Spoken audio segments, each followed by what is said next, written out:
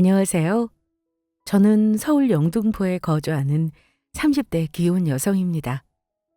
제가 청취자 여러분께 들려드릴 사연은 형님에 관한 이야기입니다. 지금은 제 형님이 아니지만 한때 형님이었던 사람은 참 여우 같은 사람이었어요. 시어머니의 재산에 눈이 멀어서 온갖 아부를 떨어대며 교활하게 굴더니 결국 원하던 재산을 받아냈습니다. 그리고는 화장실에 들어갈 때와 나올 때가 다르더군요. 본인이 아픈 시모를 모시겠다고 큰 소리 쳤는데 재산 받은 입을 딱 씻었습니다.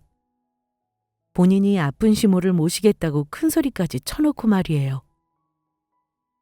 그래서 보다 못한 시모가 그런 형님에게 줬던 재산을 빼앗으며 벌을 주셨습니다. 시모에게 받은 재산을 방탕하게 쓰고 다니며 놀고 먹다가 한순간에 다 빼앗겼어요. 심지어 본인이 쓴 것까지 도로 뱉어내야 하는 상황을 맞이했습니다. 형님이 우리에게 한 짓을 생각하면 너무 괘씸하고 얄밉지만 그래도 그에 따른 벌을 받아서 다행이라 생각됩니다. 그럼 지금부터 형님이었던 사람의 이야기를 시작할게요. 남편에게는 위로 형이 하나 있습니다. 아주버님이 먼저 결혼하고 나서 우리가 결혼했는데 처음 시집가기 전에는 몰랐어요. 형님이란 사람이 얼마나 여우 같은 인간인지요. 시어머니는 아버님이 돌아가시고 나서 아버님의 모든 재산을 물려받으셨습니다. 이 당시 남편한테 듣기로 건물도 소유하고 있고 땅과 집을 몇 채 소유하고 있다고 들었어요. 시어머님 집은 원래부터 잘 사는 집안이었고 땅과 집값이 오르니 자연스럽게 재산을 불렸다고 합니다.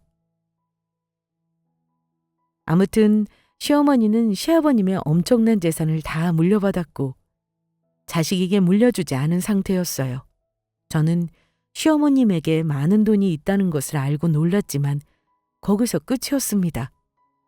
뭐 언젠가는 자식들에게 알아서 물려주실 거를 생각했어요. 그러나 형님은 다른 생각을 하고 있었습니다. 어떻게 하면 하루빨리 재산을 물려받을까? 그 궁리만 하는 사람 같았어요. 첫 번째로 시어머니에게 온갖 애교와 아부를 다 떨었습니다. 어머니, 저 왔어요. 큰애 왔구나. 바쁠 텐데 어쩐 일이니? 어머님 보고 싶어서 왔죠. 저는요, 하루라도 우리 어머님 안 보면 큰일 나요. 마음 같아서는 모시고 살면서 매일매일 보고 싶다니까요? 말이라도 고맙구나. 근데 나는 혼자 사는 게 마음 편하고 좋아. 알죠? 그래서 제가 이렇게 자주 찾아뵙잖아요? 참, 제가 어머니 좋아하시는 떡 사왔어요. 여기 맛좋기로 소문나서 되게 유명한 곳이에요. 하루에 얼만큼만 딱 정해서 파는데 줄이 어찌나 긴지 아침 일찍부터 줄 서서 겨우 샀잖아요.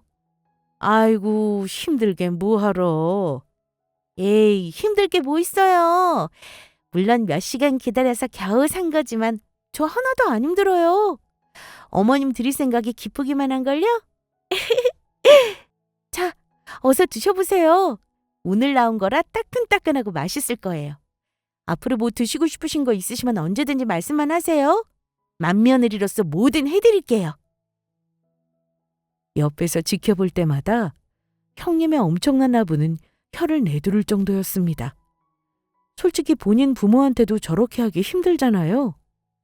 하루에 안부 전화는 물론 이것저것 사들고 수시로 집에 들러서 아양 떠는 거 절대 쉽지 않습니다.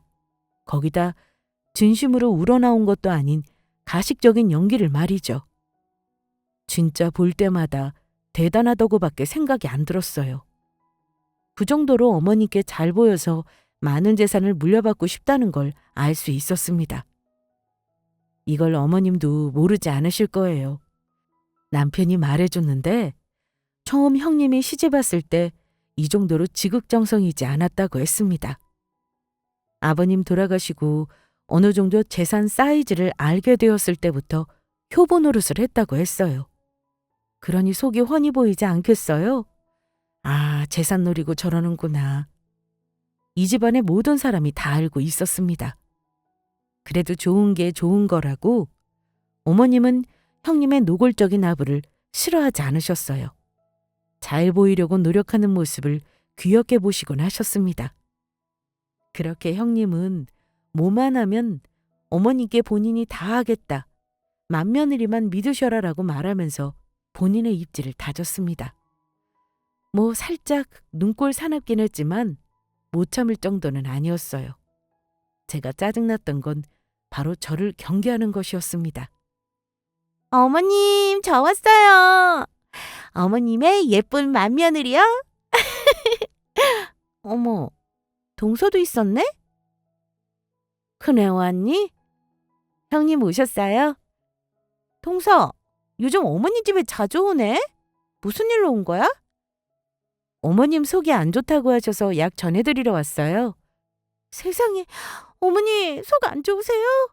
동서는 약을 챙기러 올 게 아니라 얼른 병원을 모시고 갔었어야지. 아이고, 괜찮아. 병원 갈 정도는 아니야. 그렇게 생각하시면 안 돼요. 연세도 있으신데 건강관리 잘 하셔야죠. 어머님 나이 때는 조금만 다쳐도 큰일 난다고요. 그래, 알았어. 걱정 끼치지 않게 건강관리 잘하마. 그리고 아프시면 저한테 먼저 연락하시지 왜 동서를 부르셨어요? 아유, 이런 일로 널 어떻게 불러. 집도 먼데. 그냥 작은 애가 가까이 사니까 부른 거야. 어머님 집이랑 가까운 곳으로 이사를 하든지 해야지 참. 앞으로는 저한테 먼저 연락하세요. 차 타고 오면 금방인데요, 뭘. 24시간 항시 대기하고 있으니 꼭 저한테 먼저 연락하셔야 해요. 저는 집에서 쉬고 있지만 동서는 일하는 사람인데 얼마나 바쁘겠어요. 괜찮아요, 형님. 마침 오늘 일찍 끝나서 어렵지 않았어요. 회사에서 어머님 집까지 거리도 가깝고요. 잠깐 나와서 이렇게 챙겨드리는 것 정도는 가능해요. 아, 그래? 그렇다면 다행이고 난 또 동서 생각해서 그랬지. 그런데 앞으로 이런 건 내가 할게. 일하는 사람보다 노는 사람이 하는 게 훨씬 낫지 않겠어? 여러모로 신경 쓸 일도 많을 텐데 이런 건 내가 챙기는 게 맞지. 정말 급할 때만 동서한테 도움 청할게. 앞으로 이런 건 나한테 맡겨줘. 세상에 이런 형님이 어디 있어? 내가 정말 동서를 이렇게나 위한다니까. 그거 어머님 드실 약이지? 이리 줘. 내가 챙길게. 어머님 약 드세요. 급하게 드시면 더 체할 수 있으니까 물이랑 천천히 삼키세요. 형님은 제 손에 있던 약과 물을 거칠게 확 빼앗아 가더니 어머님께 전해드렸습니다. 그리고는 본인이 알아서 어머님 챙길 테니까 저한테는 일이나 보라고 했어요. 저는 형님처럼 가식적인 마음으로 어머님을 챙긴 적 단 한 번도 없습니다. 제가 할 수 있는 건 기꺼이 도와드릴 수 있거든요. 그런데 형님은 그게 싫었던가 봅니다. 어머니께 조금이라도 뭔가 하려고 하면 잽싸게 막아섰습니다. 꼭 모든 걸 본인 손으로 챙기고 모시려고 했어요. 거기다 진짜 얄미웠던 건 어머님 앞에서 동서 위하는 형님인 척 군다는 겁니다. 어머님 없이 단둘이 있을 때는 속내를 다 드러내면서 못되게 굴었어요. 동서, 나랑 이야기 좀 해. 대체 이게 무슨 짓이야? 네? 뭐가요? 뭐가요? 참나. 어디서 시치미를 때? 모른 척 굴면 내가 그냥 넘어갈 줄 알았니? 어머니한테 잘 부리고 수작 부리는 거 내가 모를 것 같아? 경고하는데 앞으로 이딴 행동 삼가해줘. 어머님은 내가 챙겨드릴 테니까. 형님, 대체 무슨 말씀을 하시는 거예요? 아파서 약 좀 사다 달라고 전화하신 걸 어떻게 모른 척해요? 멀리 있는 형님보다 가까이 사는 제가 사다 드리는 게 낫잖아요. 그니까 나한테 바로 연락하면 될 일이잖아. 앞으로 이런 건 바로 나한테 전해. 내가 어머니께 잘 보이려고 얼마나 노력하는지 알면서 이딴 식으로 나오면 안 되지. 동서는 예의를 밥 말아먹었어?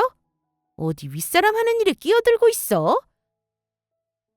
오해는 정도껏 하셔야죠.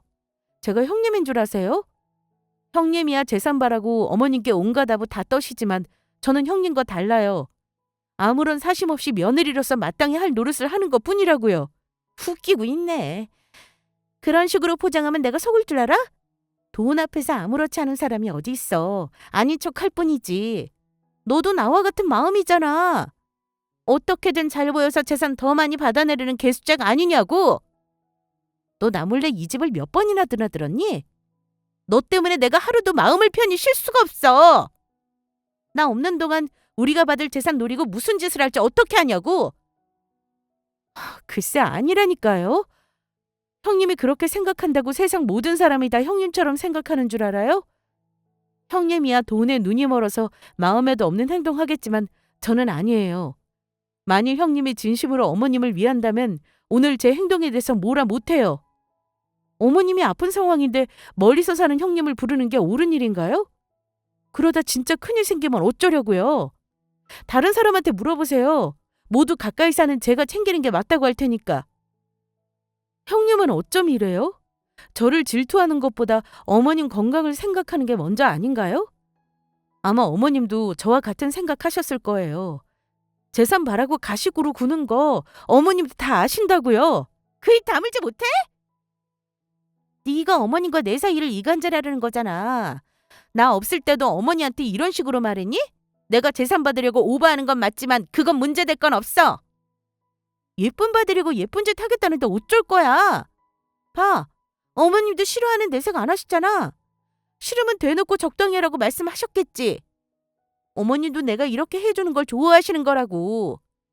네가 나처럼 못 구니까 열등감에 착한 척하는 뭔데 결국 재산 물려주면 좋다고 받을 거잖아. 너야말로 가식 떨지 마.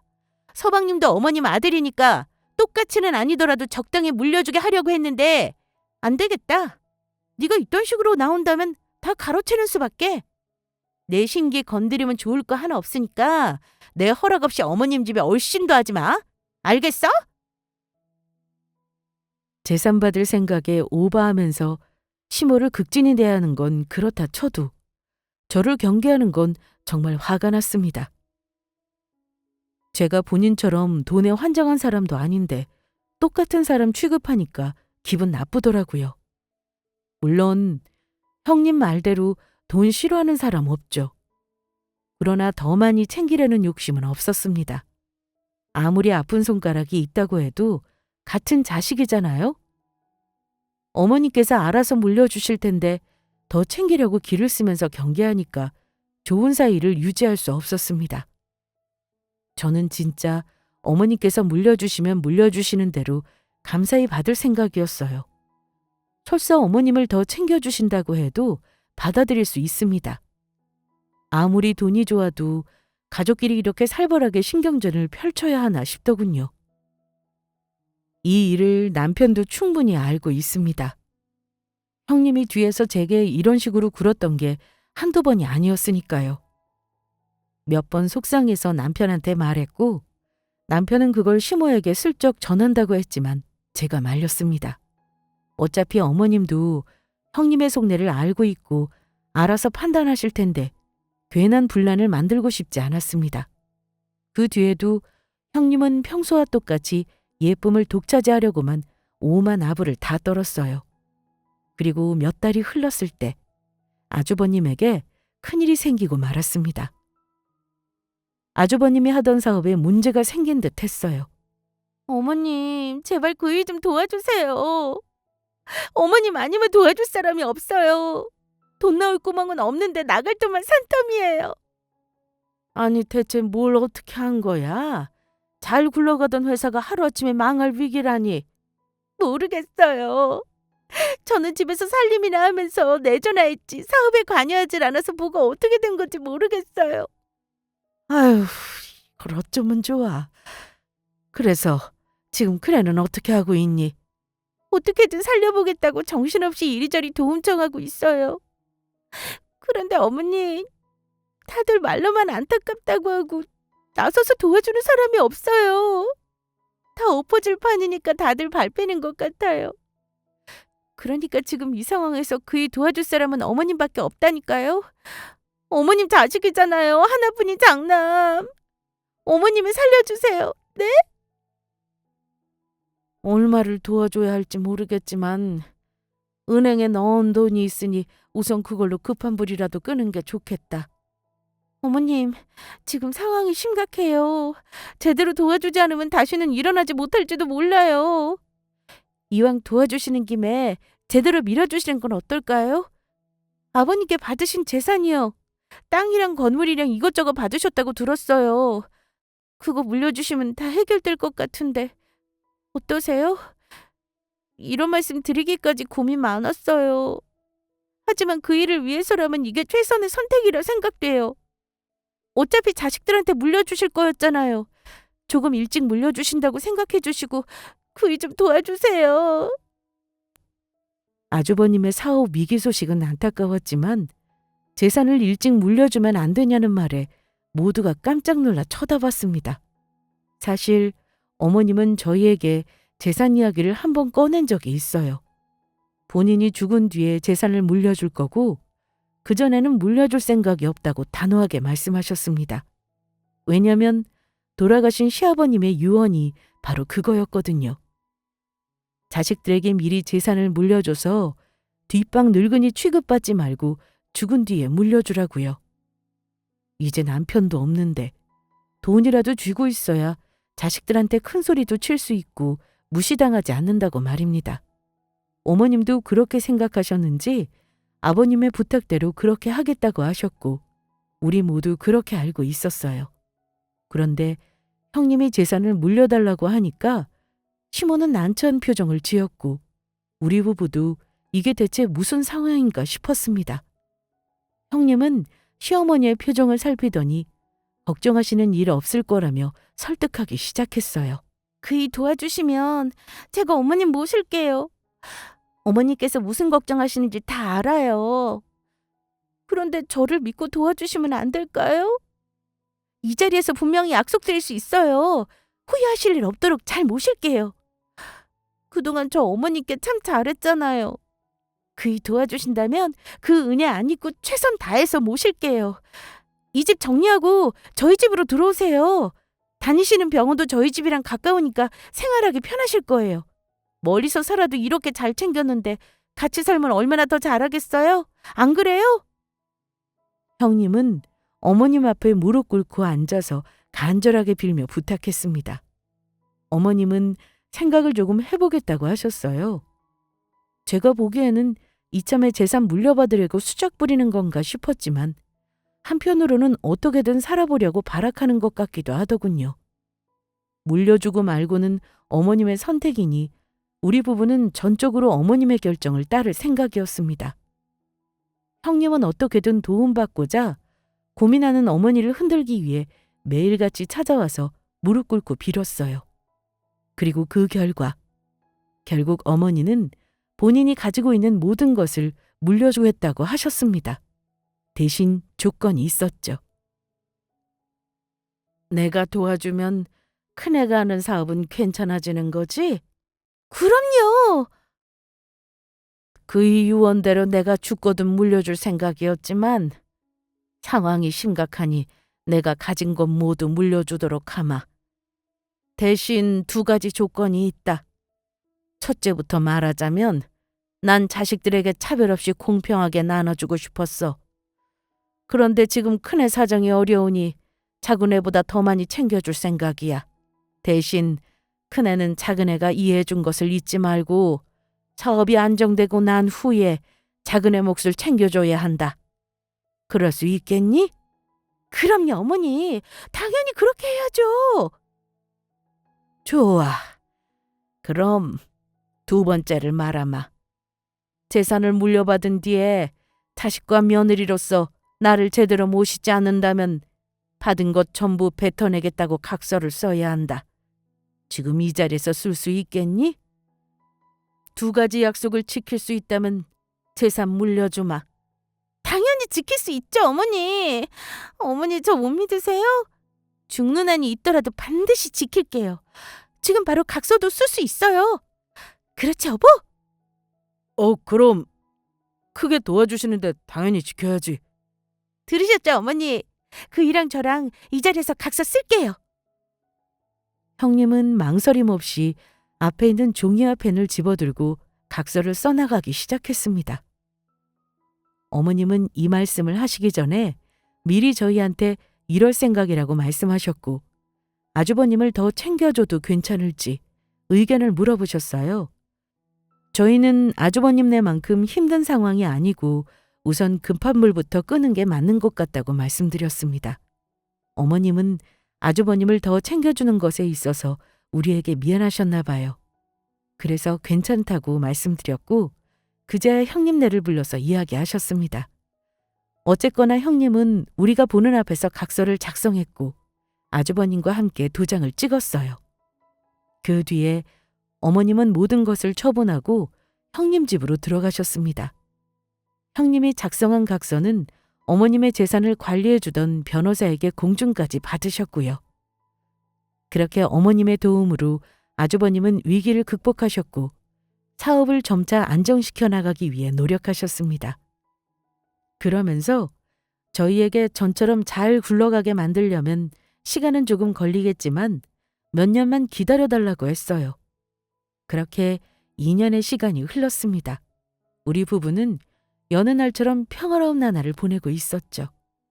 그러다 한 통의 전화를 받았고 점차 우리 가정에 금이 가기 시작했습니다. 형수님, 지금 뭐라고 하셨어요? 형님은 어떻게 됐다고요? 왜 그래 여보? 아주버님한테 무슨 일이라도 생겼어? 차 사고로 죽었대. 뭐? 형님의 전화를 받고 우리 부부는 한달음에 병원으로 향했습니다. 그곳에는 싸늘하게 식어버린 아주버님이 누워 있었어요. 어머님과 형님은 넋을 놓은 채로 아주버님 옆에 앉아 있었고 남편은 자리에 주저앉아 펑펑 울었습니다. 갑작스런 죽음에 가족 모두가 힘든 시간을 겪어야 했어요. 아주버님은 거래처 사람들과 술자리를 가졌고 술에 취한 상태로 운전하다가 교통사고로 병원에 실려왔습니다. 다행히도 사람을 치지 않았지만 가드레일을 들이받고 절벽으로 떨어지는 바람에 아주버님은 큰 부상을 당했고 급히 병원으로 옮겨졌지만 사고가 컸던 터라 결국 사망했습니다. 아주버님의 죽음으로 어머님은 큰 충격을 받으셨고 쓰러지기까지 하셨어요. 장례 치르는 동안 먹지도 자지도 않고 아주버님의 사진을 끌어안으며 우셨습니다. 물론 우리 가족 모두가 슬펐지만 어머님에게 비하면 아무것도 아니었을 거예요. 자식을 잃은 부모의 슬픔은 말로 다 표현할 수 없으니까요. 우리는 그런 어머님을 챙기며 장례를 마무리했고 아주버님의 마지막 가는 길이 외롭지 않게 정성을 다했습니다. 그렇게 장례가 마무리된 후 며칠이 흘렀어요. 집에서 쉬고 있는데 느닷없이 형과 어머님이 찾아왔어요. 그리고는 제게 큰 짐가방을 건네주며 앞으로 어머님을 모시라는 말을 했습니다. 이 짐은 다 뭐예요? 뭐긴 어머님 짐이지. 앞으로 어머니는 동서가 모셔. 저더러 모시라고요? 형님은 어쩌고요? 아니 우리 남편 죽었잖아. 그럼 이제 동서가 모셔야지. 그게 무슨 소리예요? 왜 이렇게 말귀를 못 알아먹어? 남편 죽었으니까 난 이제 이 집 식구랑 아무런 관계가 없어. 이 나이에 남편 잃은 것도 서러운데 평생 혼자 살면서 어머니까지 모시고 살아야 하니? 그렇다고 갑자기 이러시는 건 아니죠. 미리 연락이라도 하고 오시던가요. 연락은 무슨! 기본적으로 동서가 모신다고 생각하고 있어야지. 난 이 집이랑 아무 상관이 없어졌는데 언제까지 어머님을 모시고 있을 수는 없잖아. 안 그래? 네. 형님 보고 평생 혼자 살라는 말은 아니에요. 아주버님 그렇게 떠나셨으니 원한다면 다른 사람 만나서 새 가정 꾸릴 수도 있죠. 그런데 그건 어느 정도 시간이 지난 후에 할 말 아닌가요? 아주버님 돌아가신 지 얼마나 됐다고 벌써 그런 소리를 하세요. 장례 치르고 이제 겨우 이틀 지났어요. 어머님은 자식을 잃었었지만 형님은 남편을 잃었어요. 그런데 어떻게 이렇게 아무렇지 않을 수 있죠? 아는 지인이 죽었다고 해도 이렇게 매정하게 굴지는 못할 거예요. 그건 동서 편견이야. 나 역시 많이 힘들고 괴로워. 하지만 마냥 슬픔에 빠져 있을 수는 없잖아. 이럴 때일수록 정신 바짝 차려야지. 그래요. 그렇다고 쳐요. 그래도 이건 아니죠. 자식 잃고 상심이 크신 분께 이렇게까지 잔인하게 구셔야겠어요? 적어도 마음 달랠 시간은 주셔야죠. 사람마다 사별하고 재혼하기까지 기간은 천차만별이지만 이렇게 기다렸다는 듯 본인 살 길 생각하는 게 참 어이없네요. 쥐가 뭔데 어이를 따지고 앉아있어? 남편 죽으면 따라 죽어야 하는 법이라도 있니? 장례 치르고 몇 년 동안 남자 못 만난다는 법이라도 있냐고! 더 늦기 전에 내 인생 다시 시작하겠다는데 도움은 못 줄 망정 어디서 설교질이야? 너랑 이따위 걸로 신랑이 할 필요 없으니까 네가 모셔. 이제 어머니한테 며느리는 너잖아. 형님의 말에 기가 찼습니다. 어머님은 그런 형님과 제 사이에 서서 한숨만 푹 내쉬셨죠. 물론 형님의 말이 틀린 건 아니에요. 사별했으니 얼마든지 새로운 시작을 할 수 있다고 생각합니다. 그런데 그 과정에서 배려와 예의가 없다는 게 화가 났어요. 어머니는 괴롭고 힘든 시간을 보내고 계시는데 무슨 짐짝 내다 버리는 것처럼 구는 것 같아서 너무한다고 생각됐습니다. 하긴 원래 형님이란 사람이 이런 사람인데 재산 물려받고 2년 동안 효부인 척 어머님 잘 모셔서 잠시 잊고 있었습니다. 저도 제 살 길만 생각하는 이기적인 사람에게 어머님 맡길 마음 없었어요. 그래서 알았다고 했고 어머님이 주신 재산을 정리하자고 했어요. 원래는 어머니는 책임지고 모시겠다고 했는데 그 약속을 지키지 못하게 됐으니 다는 아니더라도 어느 정도 돌려달라고 했어요. 또 우리가 받아야 할 몫까지요. 그러자 형님은 그게 무슨 소리냐면서 처음 듣는 듯 굴기 시작했습니다. 무슨 돈? 아, 혹시 어머님이 물려주신 재산 말하는 거야? 그걸 내가 왜 돌려줘? 물려주면 끝이지. 그리고 동서가 나한테 받을 돈이 있었나? 당최 무슨 소리를 하는지 모르겠네. 지금 뭐 하자는 거예요? 모른다고 시치미 떼면 다 해결되는 줄 알아요? 그래요, 그럼 어디 마음대로 해요. 이럴 줄 알고 어머님이 각서 받으신 거니까 변호사 통해서 공증까지 마친 거 아시잖아요. 어머, 각서? 동서 미쳤구나. 혼자 꿈이라도 꿨어? 나 각서 쓴 적 없어. 어머님이 물려주신 재산 받은 게 다야. 진짜 이렇게 나올 거예요? 그래요. 어디 마음대로 해봐요. 법대로 하면 그만이니까. 어머니, 공증받은 서류 어디 있어요? 그거 당장 저한테 주세요. 동서 그만해. 어머니한테 없는 걸 달라고 하면 어떡해. 못 믿겠으면 어디 한번 뒤져봐. 네가 말한 서류가 나오나. 뭐라고요? 꿈 깨라는 뜻이야. 네가 말한 서류 이 세상 그 어디에도 없거든? 이게 어떻게 된 일이냐고? 내가 진작 없애버렸어. 사실 나 어머님이 고용한 변호사랑 만나고 있거든? 우리 자기한테 가짜로 공증받은 척 해주면 안 되냐고 했더니 그렇게 해주더라? 그걸 모르는 어머니랑 너는 서류 쪼가리만 믿고 있었겠지. 내가 뒤통수를 너무 세게 쳤나? 미안해서 어쩌니? 나로서는 어쩔 수 없었어. 그 재산 받으려고 내가 얼마나 개고생을 했는데 겨우 내 손에 들어온 걸 어떻게 내어주니? 동서, 너라면 그렇게 하겠어? 그래도 너무 억울하게 생각하지는 마. 나 2년 동안 어머니 잘 모셨잖아. 그 정도면 할 만큼 했다고 생각해. 그럼 앞으로 병든 어머니 잘 모시고 세 식구 똘똘 뭉쳐서 잘 살기를 바라. 형님은 그렇게 우리에게 어머님을 버리고 떠났습니다.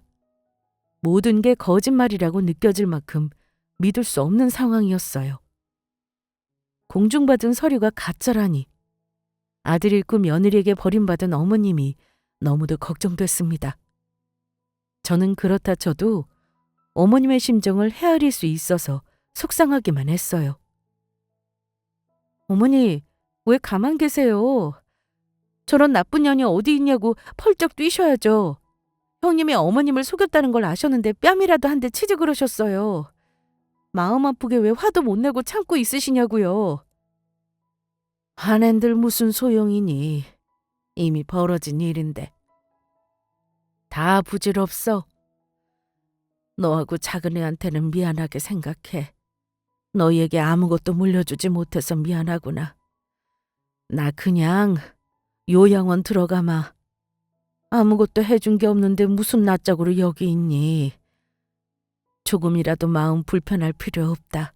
그냥 요양원에서 혼자 지내는 게 나도 마음 편해. 작은 애한테는 네가 적당히 둘러대 주렴. 어머니는 뒤돌아 짐을 챙기고 힘없이 터덜터덜 걸어가셨습니다. 저는 그런 어머님의 뒷모습을 보고 참았던 눈물을 터뜨렸어요. 그리고는 뒤에서 어머님을 안으며 말했습니다. 자식과 며느리가 두 눈 시퍼렇게 뜨고 살아있는데 요양원은 무슨 요양원이냐고요. 어머님에게 우리가 필요하듯 우리 역시 어머님이 필요하니 함께 지내자고 했습니다. 부족하지만 제가 모시겠다고 했죠. 그러자 어머님도 저와 같이 눈물을 흘렸고 우리는 서로를 부둥켜 안은 채 펑펑 울었습니다. 나중에 이 사실을 알게 된 남편은 크게 분노했어요. 그런 사람인 줄도 모르고 죽은 형이 너무도 불쌍하다며 흐느꼈습니다. 그리고는 제게 어머니를 모시겠다고 해줘서 고맙다고 말하더군요. 저는 조금도 고마울 게 없다고 했습니다. 어머니에게는 우리밖에 없는데 어떻게 모른 척할 수 있겠냐고, 이건 당연한 거라고 했어요. 그렇게 우리 부부는 어머님을 모시며 전과 같은 삶으로 돌아가려고 노력했습니다. 그러나 마음처럼 쉽지 않았어요. 한번 상처 입은 어머님의 마음은 좀처럼 회복되지 않았습니다. 안 그래도 편찮으셨는데 아주버님과 형님 일로 더 상태가 안 좋아지셨어요. 입맛이 없다며 식사도 거르셨고 통잠도 못 주무셨습니다. 날이 갈수록 몰골은 더 안 좋아지셨고 살도 많이 빠지셨어요. 이러다 어머니까지 잘못될까 봐 걱정이 이만저만 아니었습니다. 왜 착한 어머니에게 이런 시련이 오나 하늘이 원망스러웠어요. 어머니, 자꾸 이렇게 아무것도 안 드시면 안 돼요. 이러다 정말 큰일 난다고요. 그러지 말고 한 술이라도 드세요. 생각 없어. 아무것도 하기 싫고 다 귀찮아. 남편한테 가족이라고는 이제 어머님밖에 없어요. 어머니마저 잘못되면 많이 힘들어할 거예요. 그이 생각해서라도 제발 드셔보세요. 입맛 없어도 억지로라도 드셔야 해요. 그냥 이렇게 살다가 죽으련다. 어머니, 내가 살아서 뭐하니? 자식 잃고 며느리한테 배신까지 당했는데 살아서 뭐하겠어.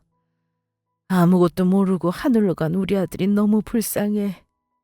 나도 그냥 우리 아들 따라가고 싶은 심정이야. 마음의 병을 크게 얻은 어머님은 우울증을 앓게 되었고 몸과 마음이 점점 병들어가고 있었습니다. 참 안타까운 일이죠. 저희로 인해 다시 미소를 되찾아드리고 싶었었으나 깊게 자리 잡은 가슴속 상처로 인해 삶의 끈을 포기한 채로 지내셨어요. 저희는 그런 어머님을 걱정하며 경제적으로 힘든 시기를 맞이했습니다. 원래 시련은 한꺼번에 온다고 하잖아요. 어머님의 상태가 너무도 걱정스런 마당에 병원비까지 감당하려고 하니까 벅차기 시작했습니다. 병원비와 약값은 보험 처리가 안 돼서 나가는 비용이 꽤 많이 들었어요. 어머님 곁에 제가 있어드려야 했기 때문에 남편 혼자서 일했고 그걸로 우리 세 식구가 생활했습니다. 거기다 병원비까지 나가니까 빠듯함을 넘어서 부족할 지경이었죠. 이번 달 또 마이너스네. 그렇다고 대출을 또 받을 수도 없고. 많이 부족해? 내가 친구한테 돈 좀 빌려볼게. 당신 저번에도 친구한테 빌리지 않았어? 됐어. 다른 방법을 찾아보자. 아쉬운 소리 하는 거 쉽지 않잖아. 그러지 말고 집에서 할 수 있는 일을 찾아볼까? 조금이라도 벌어서 보태면 좋잖아. 아니야. 살림하랴 엄마 챙기랴. 지금도 충분히 벅찰 텐데 일까지 어떻게 해. 내가 더 열심히 일할게. 모자란 돈은 어떻게든 내가 알아서 마련할 테니까 당신은 신경 쓰지 마. 우리 부부의 걱정은 나날이 커졌고 나오는 한숨도 늘어만 갔습니다.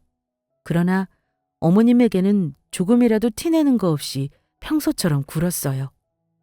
안 그래도 힘드실 텐데 이런 부담까지 얹어드리고 싶지 않았습니다.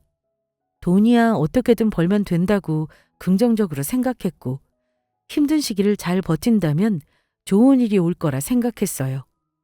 그렇게 열심히 계산기를 두드리며 돈 걱정을 하다 잠들었습니다. 그리고 다음 날 여느 날과 똑같이 식사를 준비해서 어머님 방으로 들어갔는데 제게 전해줄 게 있다며 서류 봉투를 하나 건네셨습니다. 이게 뭐예요, 어머니? 그걸로 큰애한테 준 재산 찾아오렴. 어머님의 말씀에 서둘러 봉투를 열어봤습니다. 거기에는 변호사에게 공증받은 서류가 있었고 내용은 다음과 같았습니다. 어머님은 형님과 아주버님이 약속을 잘 지켜보며 확인하는 사람으로 저와 남편을 지목하셨어요. 저희가 제대로 수행하지 않는다고 판단할 경우 얼마든지 권리를 행사하여 재산을 되찾아올 수 있는 장치를 심어 놓으신 거였습니다. 이 사실을 전혀 모르고 있었기에 깜짝 놀랐습니다. 형님도 이 서류는 모르고 있을 거라고 했어요. 알면 얼른 없앴을 텐데 그러지 않았으니까요. 재산 물려받을 생각에 들떠서 이중 서류가 있다는 것을 몰랐던 형님은 어머님이 하라는 대로 도장을 찍었답니다. 어머님은 혹시 모를 상황에 관해 미리 대비를 해놓으셨대요.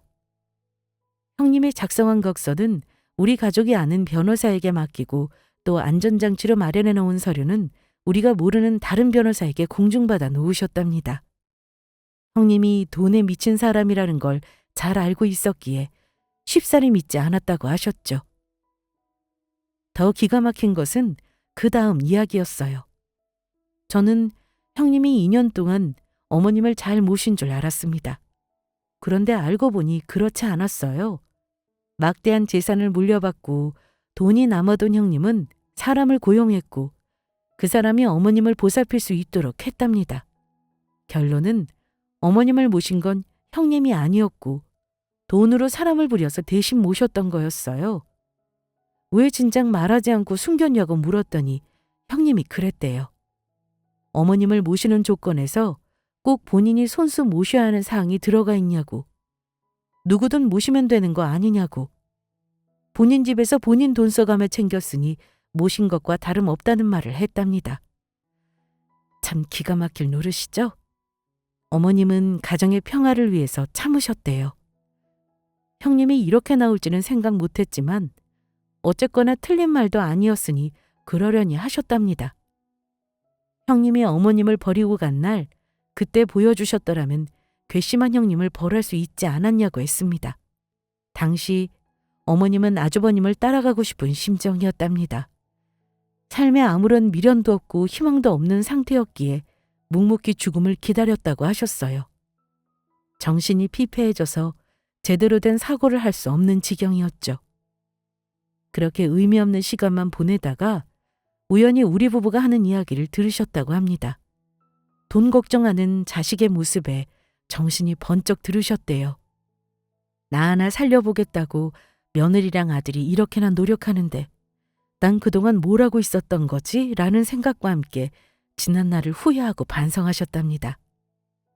그래서 더 늦기 전에 지금이라도 모든 것을 제대로 바로잡고 싶다고 하셨어요. 그 결과 우리 부부는 변호사에게 공증받은 서류를 토대로 형님을 벌했습니다.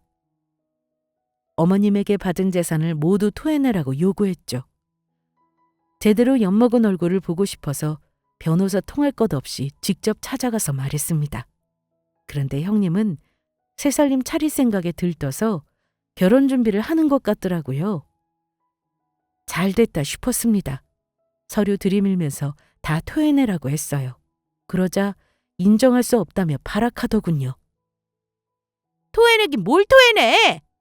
아니야, 이딴 서류! 난 본 적 없어! 어디서 개수작이야! 그러게 꼼꼼히 잘 확인해보지 그랬어요. 재산 물려받을 생각에 아무리 신났어도 무슨 서류인지 제대로 들여다보고 도장 찍었어야죠. 어? 아무것도 모르고 새살림 차릴 생각에 잔뜩 신났을 텐데 이걸 어쩌나? 다 망하게 생겼네? 당신 이제 끝났어. 이 서류 다른 변호사 통해서 공증받았고 법적으로 충분한 효력이 있거든? 고로 어머님이 주신 재산 얼마든지 되찾아올 수 있다는 소리야. 결혼 준비는 하든가 말든가 알아서 하고 10원 한 장 빠짐없이 전부 토해낼 준비나 해. 말도 안 돼. 아니야, 아니라고! 어떻게 이딴 식으로 사람 뒤통수를 쳐? 노인네가 참 지독하네. 내가 각서까지 썼으면 믿을 것이지 몰래 서류를 또 만들어? 내가 가만히 둘 것 같아? 웃기지 마. 난 그 소리 몰라. 내가 찍었는지 제대로 기억도 안 나는걸? 어떻게 믿어? 어디 한번 법적으로 따져보자고. 그래봤자 너만 손해야. 네가 몰랐던 알았던 네 손으로 도장 찍은 건 변하지 않아. 너 이렇게 나올 줄 알고 어머님이 도장 찍은 모습으로 영상으로 남겨놓으셨더라? 완전 빼도 박도 못할 증거지. 변호사 구해서 얼마든지 덤벼봐. 그래봤자 넌 토해내게 돼 있으니까. 그리고 너만 뒤통수 치라는 법이니? 다른 사람도 네 뒤통수 얼마든지 칠 수 있어. 넌 모르겠지만 네 뒤통수 되게 치고 싶게 생겼거든? 어쩜 뒤통수마저 얄밉게 생겼니? 그깟 서류 믿고 아주 기고만장하네. 그래, 어디 한번 끝까지 가보자고. 난 약속 어긴 거 없어. 남편은 죽었고 더 이상 며느리도 아닌데 수행할 의무 없잖아. 그리고 2년 동안 어머님을 얼마나 잘 모셨는데 어머님이 나한테 이러면 안 되지. 딸처럼 모신 은혜도 모르고 말이야. 세상 어느 친딸이 돈으로 사람 부려서 모시게 하니? 아무리 돈이 많아도 할 수 있는 건 직접 본인 손으로 챙기는 게 딸이야. 넌 그냥 돈 펑펑 써대며 며느리 행세만 한 것뿐이잖아. 그런 네가 어머님 재산 받을 자격 있다고 생각하니? 다 사람 시켜서 어머님 상태가 어떤지 제대로 몰랐다며? 의사랑 면담하는 것도 다른 사람이 했다던데? 그게 어머님을 잘못인 거야? 이제부터 각오해.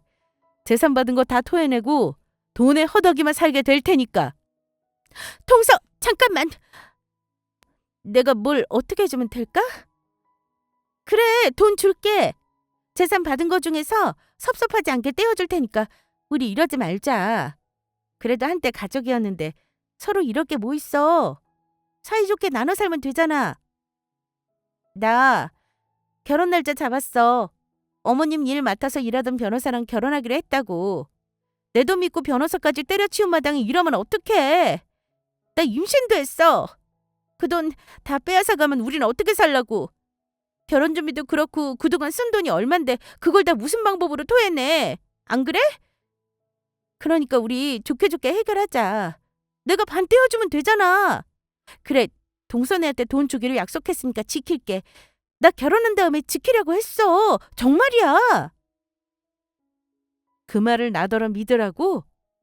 당신 말 믿을 바에는 차라리 지나가는 개를 믿는 게 낫지. 되지도 않는 소리 그만 떠들어. 그리고 우리한테 돈 주는 건 당연한 거야. 어머님께 받은 재산 다 그쪽 거 아니잖아? 아주버님을 위해서 우리가 배려해 준 거라고. 그 은혜도 모르고 어디서 설쳐? 그 돈 원래 주인인 어머니께 돌려드릴 거야. 그동안 정신 못 차리고 펑펑 쓴 돈은 제주권 마련해봐. 본인이 쓴 돈인데 알아서 해야지. 그럼 결혼 준비 잘하고 변호사랑 같이 돈 받으러 갈게. 또 봐. 통선, 가지 마. 가지 마. 내 말 좀 들어보라고. 야! 이제 형님이라고 칭하지 않겠습니다. 그 여자는 어떻게든 저를 설득하고자 무릎 꿇고 별 생쇼를 다 했어요. 그러나 저는 조금도 아랑곳하지 않았고 그대로 지나쳐 나왔습니다. 그리고 며칠 후 변호사의 도움으로 그 여자가 가진 돈을 다 빼앗았어요. 그 여자가 살던 집이며 차며 다 처분했고 모자란 돈은 명품 가방, 신발, 옷, 액세서리 등등 다 팔아서 채웠습니다. 그래도 모자란 건 일해서 갚게 했죠. 그렇게 하루아침에 거지가 됐어요. 물론 결혼도 물 건너갔습니다. 돈 다 빼앗기니까 그 남자가 형님이었던 사람을 버렸어요. 아주 쌤통이죠. 아, 그리고 가짜로 공중받은 것처럼 꾸민 변호사를 경찰에 신고했습니다. 지은 죄값은 톡톡히 받아야 하잖아요. 꼭꼭 숨어서 찾으려면 시간이 걸리겠지만 기필코 합당한 죗값을 치르게 할 겁니다. 되찾은 재산에서 돈이 조금 부족하지만 그건 그 여자가 죽어라 일해서 갚으면 되니까 괜찮았습니다. 우리 부부는 되찾은 돈을 어머님에게 드렸어요. 그리고 우리 부부에게 큰 고마움과 감동을 받은 어머님은 많은 재산을 다시 물려주셨습니다. 어머님은 따로 나가서 살고 싶다고 하셨지만 우리는 어머님과 함께 지내고 싶다고 했고 지금까지 모시는 중이에요.